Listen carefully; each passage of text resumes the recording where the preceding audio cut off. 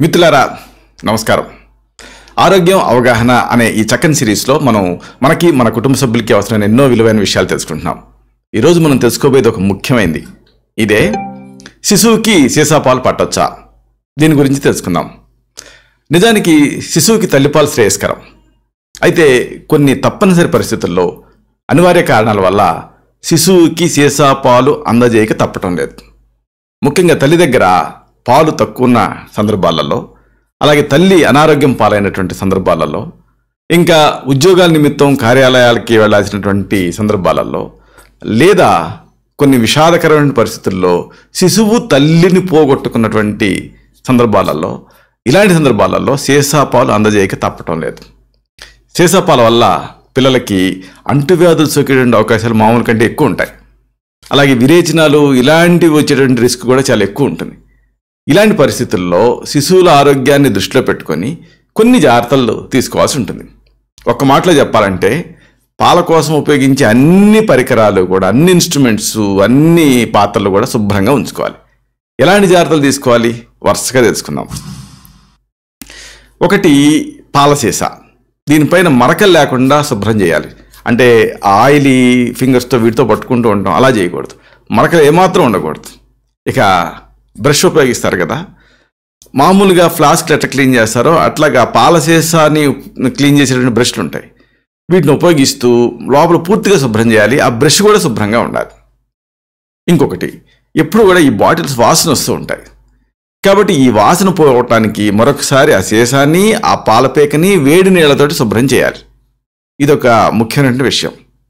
ఇంకొకటి, అసలు దీన్ని ఎలా స్టెరిలైజ్ చేయాలి అంటే, ఒక పాత్రలో నీళ్లు తీసుకొని బాగా బాయిల్ చేయాలి. బాయిల్ చేసి అప్పుడు చివర్లో ఆ బుడగలు వచ్చే టైంలో సీసాని, పాలపేకని వేసి అప్పుడు స్టవ్ మీద నుంచి దించాలి. 5 నిమిషాల పాటు ఇలాగా వేడి చేసిన తర్వాత అప్పుడు దీన్ని యూజ్ చేయాలి. సీసా లోపలికి గాలి పోతే మళ్ళీ దాంతో కొంచెం శిశువుకి ఇబ్బంది. అందుకని గాలి పోకుండా వేరే పాత్రలో మళ్ళీ దాని మూతను మూసి ఉంచాలి. వీలైనంత వరకు ఈ చేతులతోటి తాకకుండా స్పూన్లన్నీ ఇలాంటి వాటిని ఉపయోగిస్తూ ఉండాలి. అలాగే ఈ పాల సీసాలో పాలని సీసాలో పోస్తాం కదా, దీన్ని ఇలా పోయటానికి ఉపయోగించే గ్లాసు కానీ, ప్లేట్లు కానీ, వీటిని కూడా క్లీన్గా ఉంచుకోవాలి. అందుకంటే ముఖ్యంగా పిల్లలకి ఎప్పుడు ఇబ్బంది అంటే, ఈ సీసాతో తాగేటప్పుడు వాళ్ళకి పొట్ట ఉబ్బరింపు, పొట్ట నొప్పి ఇలాంటివన్నీ వస్తుంటాయి. ఎందుకంటే ఆ పాలపేక రంధ్రం, దీన్ని కూడా గమనించండి. పాలపేక రంధ్రం మరీ పెద్దగా ఉండకూడదు, మరీ చిన్నగా ఉండకూడదు. పెద్దగా ఉందనుకోండి ఎక్కువ గాలి లోపలికి వెళ్ళిపోయి అది ఉబ్బరిస్తుంది. చిన్నగా ఉందనుకోండి శిశువు బాగా కష్టపడాల్సి వస్తుంది పాలు తాగడానికి. కాబట్టి మరీ పెద్దగా మరీ చిన్నగా లేకుండా మీరు ఆ రంధ్రం శిశువుకి సరిపడా ఉండేటట్టుగా జాగ్రత్తలు తీసుకోవాలి.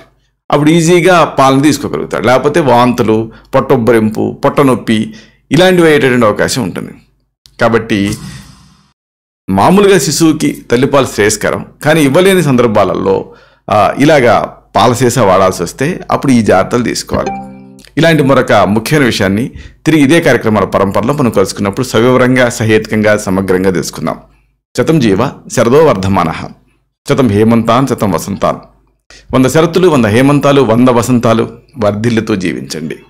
Stay healthy, stay happy, be positive, keep smiling, stay safe. Love you all. శుభం.